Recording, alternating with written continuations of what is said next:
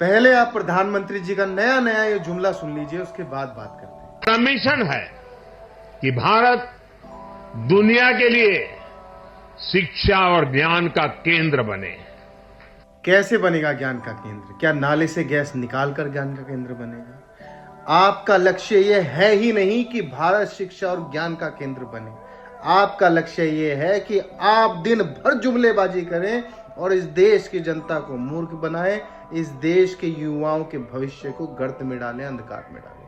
पिछले 4-5 सालों में एक एग्जाम बता दीजिए प्रधानमंत्री जी, एक एग्जाम जो इस देश में शांतिपूर्वक हुआ हो, बिना पेपर लीक के हुआ हो, बिना धांधली के हुआ हो।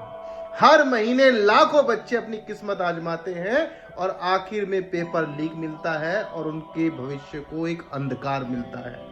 बड़ी बड़ी बातें आप भाषण में करते हैं, ज्ञान का केंद्र बनाएंगे। अरे भैया कैसे बनाएंगे ज्ञान का केंद्र? एक पेपर आपसे हो नहीं रहा। यूजीसी नेट का पेपर लीक हो गया, नीट का पेपर लीक हो गया, यूपी पुलिस भर्ती का पेपर लीक हो गया।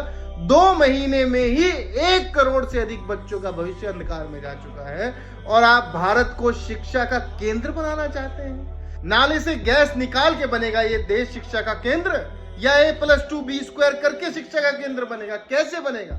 जब इस देश का बच्चा पढ़ ही नहीं पाएगा, एग्जाम दे ही नहीं पाएगा, धांधली होती ही रहेगी, उसकी उम्र निकलती ही रहेगी, तो ये कैसे शिक्षा का केंद्र बनेगा?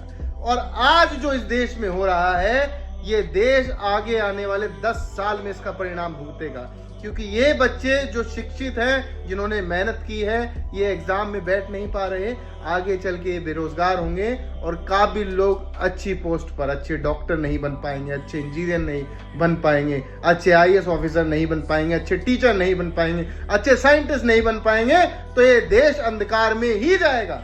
शिक्षा का केंद्र नहीं बना रहे आप इस देश को, आप इस देश को अनपढ़ों का केंद्र बना रहे हैं। और आपने एक नारा दिया था make in India. Make in India का तो पता नहीं, लेकिन ये देश लीक इन इंडिया जरूर हो चुका है, क्योंकि इतनी तो सरकारी स्कूलों की छत भी लीक नहीं होती जनाब, जितने इस देश में पेपर लीक होने लगे।